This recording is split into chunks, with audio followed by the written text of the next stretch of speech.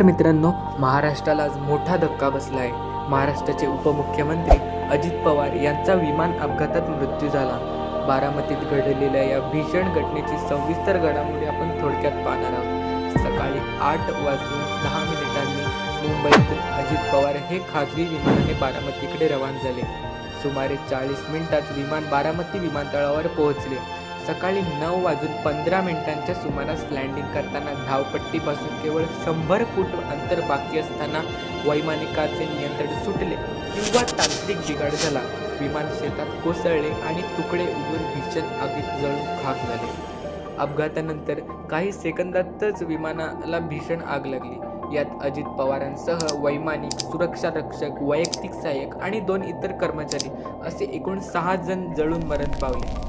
राजकीय वर्तुळात शोकाकळा पसरली आहे. शरद पवार, देवेंद्र फडणवीस आणि इतर सर्व प्रमुख नेत्यांनी श्रद्धांजली अर्पण केली आहे. अपघाताची सखोल चौकशी सुरू झाली असून तपास अहवालाची वाट पाहिली जात आहे. या दुर्दैवी घटनेने महाराष्ट्राने एका मोठ्या नेत्याला गमावले आहे.